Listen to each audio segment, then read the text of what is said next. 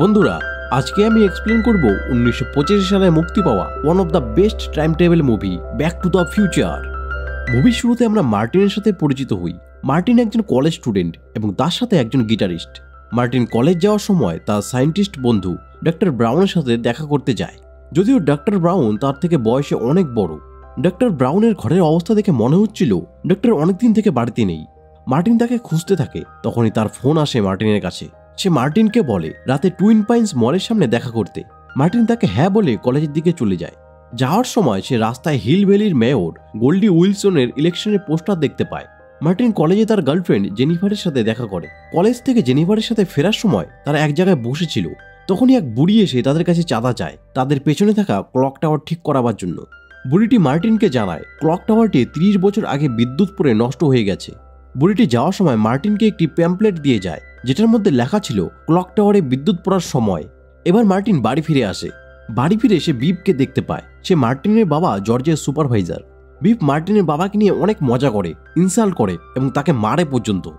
আমরা মার্টিনের পরিবারকে দেখতে পাই। তার বড় 2 ভাই ও বোন আছে যারা বেকার, আর তার মা অ্যালকোহলিক ও ডিপ্রেসড। ডিনার করার সময় মার্টিনের মা লরেন বলতে থাকে জর্জের সাথে তার কিভাবে দেখা হয়েছিল। লরেন বলে জর্জ তার বাবার গাড়ির সামনে চলে এসেছিল। লরেনের বাবা তাকে বাড়ি নিয়ে যায় এবং সেখানেই তাদের প্রথম দেখাতেই প্রেম হয়ে গেছিল। এরপর মার্টিন যখন রাতে শুয়েছিল তখন ডকের ফোন আসে তার কাছে। ডক তাকে তাড়াতাড়ি টুইন পাইন মলের সামনে একটি ক্যামেরা নিয়ে আসতে বলে। মার্টিন সেখানে গিয়ে ডকের কুকুর আইনস্টাইনকে দেখতে পায়। তারপর ডক সেখানে একটি গাড়ি নিয়ে আসে। গাড়িটি সে মডিফাই করে টাইম মেশিনে পরিণত করেছিল। ডক বলে সে গত 30 বছর ধরে এই টাইম মেশিনের উপর কাজ করছিল আর আজ সেটা সম্পূর্ণ করে ফেলেছে। ডক বলে এই টাইম মেশিন চলে প্লুটোনিয়ামের সাহায্যে, আর এই প্লুটোনিয়াম পাওয়া এত সহজ নয়। মার্টিন বলে তাহলে তুমি প্লুটোনিয়াম পেলে কোথায়? ডক জানায় তাকে কিছু লোক বোম বানানোর জন্য এই প্লুটোনিয়াম দিয়েছিল। সে ফ্রিজের কিছু পুরনো পার্টস দিয়ে বোম বানিয়ে দেয় আর প্লুটোনিয়াম তার কাছে রেখে দেয়। সেটাই এই টাইম মেশিনে ব্যবহার করেছে। এবার ডক মার্টিনকে বলে এবার আমি তোমাকে দেখাচ্ছি এই টাইম মেশিন কিভাবে চলে। ডক তার কুকুর আইনস্টাইনের গলায় একটি ঘড়ি বেঁধে দেয় এবং এমনই একটি ঘড়ি তার কাছেও রয়েছে। সে 2টি ঘড়ির টাইম ম্যাচ করে। ডক মার্টিনকে বলে এবার যা কিছু হবে তুমি সব রেকর্ড করবে। ডক এবার গাড়ি স্টার্ট করে এবং তার কাছে থাকা রিমোট কন্ট্রোলের সাহায্যে গাড়িটিকে কন্ট্রোল করে।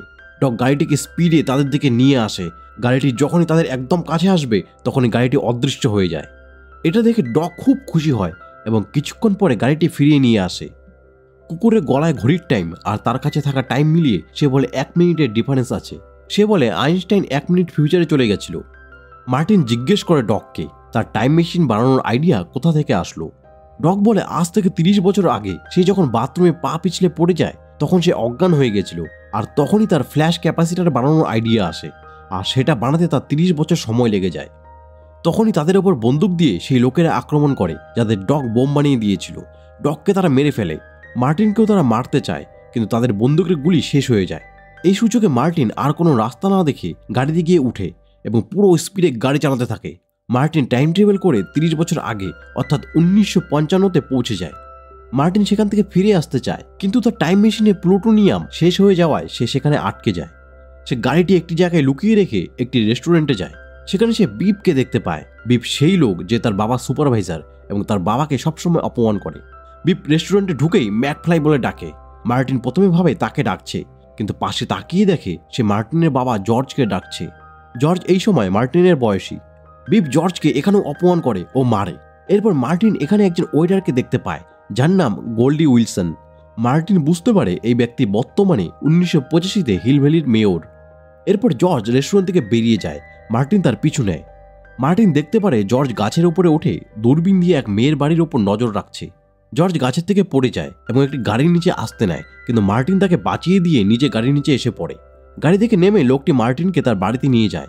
এই লোকটি মার্টিনের দাদু ছিল, আর এটা সেই ঘটনা যখন মার্টিনের বাবা জর্জ মার্টিনের দাদুর গাড়ির নিচে চলে এসেছিল। আর এর ফলে জর্জ ও লরেনের দেখা হয়েছিল এবং আগে গিয়ে তাদের বিয়ে হয়েছিল। মার্টিন চোখ খোলার পর তার মাকে দেখতে পায়। মার্টিনের মা লরেন যেহেতু জানতো না এটি তার ছেলে, তাই সে মার্টিনের প্রতি অ্যাট্রাক্ট হয়ে যায়। এরপর মার্টিন ডককে খুঁজতে যায়। ডক 1985-তে মারা গেছে, কিন্তু 1955-তে সে এখনো জীবিত। সে ডককে খুঁজে পায় এবং তাকে বলে সে 1985-তে টাইম মেশিন বানিয়েছিল, তাই সে এখন মার্টিনের ফিরে যাওয়ার রাস্তা বের করে দিক। ডক প্রথমে মার্টিনের কথা কোনো গুরুত্ব দেয় না। সে মার্টিনের কথা বিশ্বাস করে না, কিন্তু যখন মার্টিন বলে সে বাথরুমে পড়ে গিয়ে কিভাবে তার ফ্ল্যাশ ক্যাপাসিটার বানানোর আইডিয়া এসেছিল, তখন ডক মার্টিনের কথা বিশ্বাস করে। মার্টিন ডককে গাড়ির সামনে নিয়ে যায় এবং তাকে টাইম মেশিন দেখায়। মার্টিন জানায় টাইম মেশিনের জন্য প্লুটোনিয়াম প্রয়োজন। ডক জানায় 1985-তে হয়তো প্লুটোনিয়াম পাওয়া যায়, কিন্তু এখন প্লুটোনিয়াম পাওয়া অসম্ভব। মার্টিন ডককে সেই ক্যামেরাটিও দেখায়। সেখানে 1985 ডকের ভিডিও থেকে বর্তমানে ডক জানতে পারে টাইম মেশিনের জন্য 1.21 গিগাওয়াটস ইলেকট্রিসিটি প্রয়োজন। এটা শুনে ডক মাথায় হাত দেয়। সে বলে এত ইলেকট্রিক কেবল বিদ্যুৎ চমকালেই সম্ভব, আর বিদ্যুৎ কখন চমকাবে সেটা তো আগে থেকে কেউ জানে না, আর জানা সম্ভবও না। তখনই মার্টিনের ক্লক টাওয়ারের সামনে সেই বুড়িটির কথা মনে পড়ে।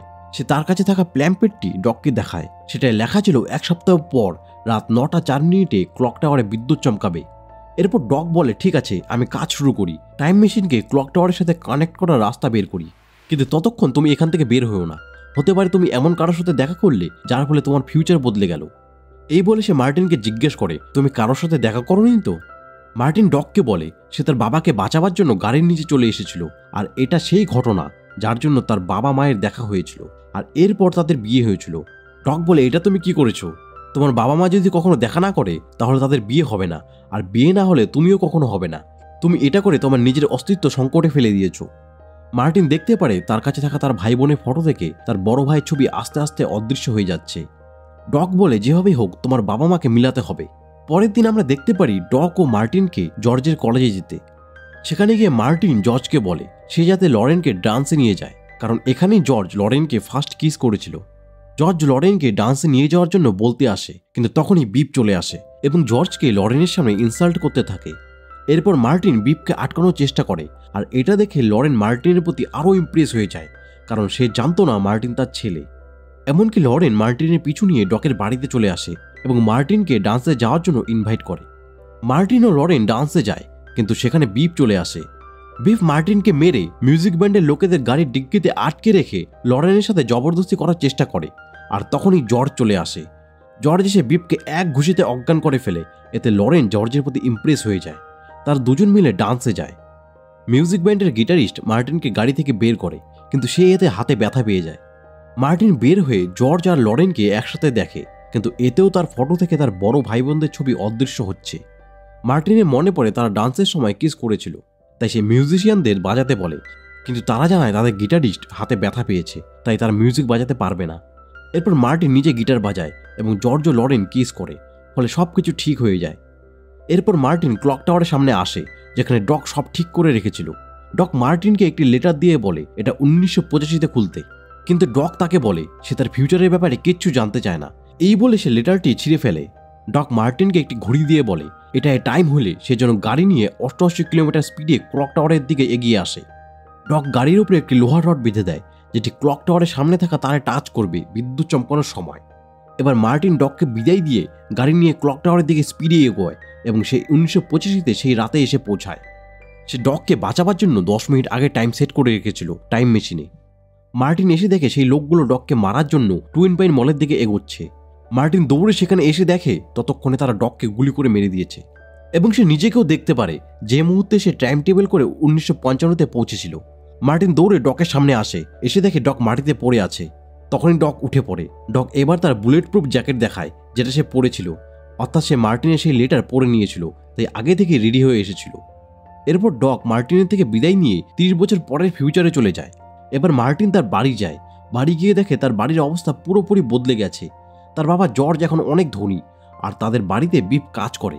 এই ছিল ব্যাক টু দ্য ফিউচার মুভির গল্প। তোমাদের কেমন লাগলো কমেন্ট করে জানিও। যদি আমার ভিডিও তোমাদের ভালো লাগে তাহলে অবশ্যই আমার চ্যানেলটি সাবস্ক্রাইব করে দিও। ধন্যবাদ।